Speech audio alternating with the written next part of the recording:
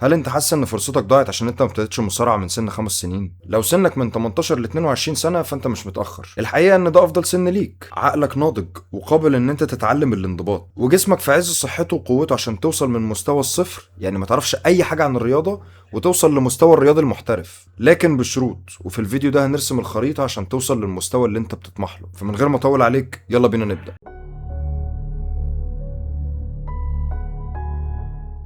في سن ال 18 جسمك بيبدأ ينضج، قدراتك العضلية بتتطور بسرعة، عضلاتك بتستجيب للتمرين وبتعمل ريكفري في وقت قليل جدا، وفي نفس الوقت عقلك بقى ناضج، تقدر ان انت تنضبط في التمرين وتركز، واهم من ده كله تقدر تستوعب التكنيك، على عكس الاطفال اللي ما بيفهموش الحركة لكن بيقلدوها. في اول 6 شهور بتكون بمثابة تدريب عصبي ليك، بنجهز النظام العصبي بتاعك، يعني بتتعود تهدى تحت ضغط التدريب الجسدي والنفسي. فمش بيكون الهدف انك تكسب، لكن انك تتأقلم تحت ضغط وما تبقاش عاطفي في هجومك ودفاعك، وبتفهم الاهداف والمبادئ القتالية اللي هتكون حجر الاساس في قتالك في المستقبل. لكن في المرحلة دي لازم تركز على نقطة لو ما خدتش بالك منها ممكن تكون السبب في فشل مسيرتك الرياضية، وهي انك تتعلم بتكنيك صح. طيب يعني ايه تكنيك صح؟ ان جسمك ينتج قوة شديدة ليها طريقة من اتنين: واحد، انك تعمل انقباض عضلي شديد يولد قوة كبيرة، واتنين، انك تحول القوة من العضلات القوية للعضلات الضعيفة. فبالراحة بقى نفهم الجزئية دي.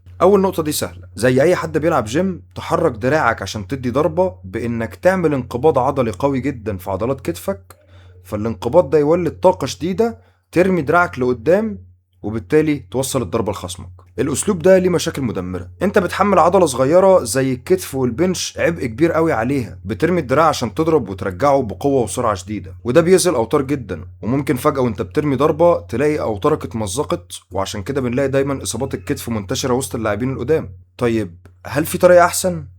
طبعا. تيجي هنا بقى الطريقة التانية، بدل ما تعتمد على عضلة ضعيفة وصغيرة زي الكتف في توليد الطاقة، بتعتمد على عضلة أقوى بكتير زي الرجلين، وتنقل الطاقة من رجليك عن طريق وسطك وظهرك لكتافك وبعد كده دراعك. هنا مفيش تمزقات، انسيابية الحركة هي اللي بتنقل القوة من غير ما تحمل على الأوتار والأربطة، وهو ده اللي بنسميه تكنيك. عشان كده لو انت متابعني من بدري هتلاقيني كل شوية عمال أقولك اتعلم التكنيك الصح عشان حضرتك ما تتصابش.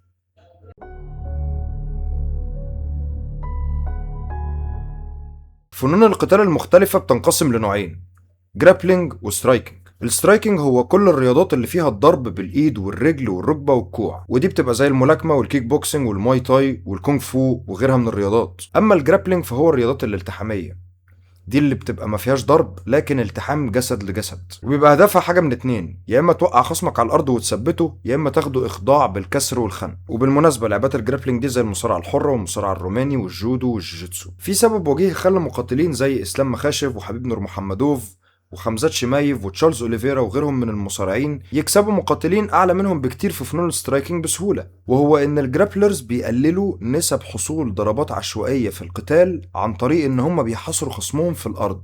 ليه وازاي بقى؟ لما بتسقط خصمك على الارض بيحصل حاجتين مهمين جدا: واحد، بتقل جدا نسب حصول ضربات عشوائيه عشان مفيش مساحه لتوليد وتجميع طاقه عشان تضرب بيها. زي ما قلنا قبل كده، عشان تولد طاقه قويه محتاج ان انت تستخدم رجليك. على الارض الشخص ولا عارف ان هو يدوس برجليه في الارض، ولا عارف ان هو يحرك وسطه ولا ظهره ولا يولد طاقه اصلا، فلما الضربات بتوصل بتبقى ضعيفه قوي. اتنين، الجاذبيه بتشده في الارض وكمان شدك فوقه، فبيستخدم طاقته هنا عشان يحاول يرجع ويقف تاني، وهنا بيكون هزيل جدا جسديا ومرهق، ما عندوش طاقه. وهنا بقى بيتحول من مقاتل لفريسه سهله وما بيبقاش قادر يدافع عن نفسه. فخلي اولويتك دايما ان انت تتعلم جرابلينج بحيث ان انت تقدر تسيطر على خصمك وتأمن من اخطاره. لو عايز تتعلم مبادئ الجرابلينج كمبتدئ، انا عامل كورسات بعلمك فيها اساسيات الهجوم والدفاع، منين توقع، منين تضرب، الاخضاعات الاساسيه، وازاي هيحاول يهرب وازاي تمنعه. فبعت لي رساله على واتساب عشان تشترك، هتلاقي اللينك بتاع واتساب بتاعي ورقمي في الديسكريبشن. طيب هل انا لازم اتعلم جرابلينج بس ولا لازم اتعلم معاه سترايكنج كمان؟ لازم يكون عندك اساسيات السترايكنج، وده عشان تقدر تتعامل معاه من مسافات بعيده، وعشان تقدر كمان تخبي اسقاطاتك او محاولاتك لاسقاط خصمك في ضربات شكلها سترايكنج. يعني من الاخر، لما بتهاجم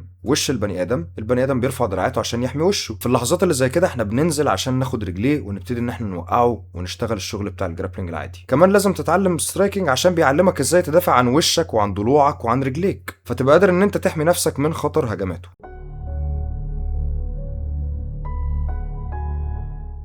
لازم تفهم ان القتال مجال كبير، ولو قضيت عمرك كله عشان توصل لاخره مش هتوصل. وعشان كده لازم تعرف ان المشوار بيكون بطيء ومحتاج صبر ومثابرة. انك تبدأ دلوقتي بيضمن لك انك معاك الوقت الكافي للنمو، واللي بيعطل اغلب الناس مش ان هم مش موهوبين، لكن ان هم بيتصابوا. هقول لك للمرة المليون، ما تدورش على المكسب دلوقتي، دور على ان انت تتقن التكنيك الصح. انك تكون مقاتل محترف مش مجرد حزام او ميدالية، لكن هو في الحقيقة مشوار هتعرف فيه نفسك اكتر، في الصعوبات والخسائر قبل ما تكون المكاسب، وفي الشدة قبل ما تكون اللين. هتتعلم انك تكون هادي في اصعب المواقف، وتصبر حتى لو مش شايف نتيجة. هتتعلم ازاي تتحكم في مشاعرك، واهم من ده كله انك تكون راجل قوي ويعتمد عليه. اتمنى انك تكون استمتعت بالحلقة واستفدت بيها.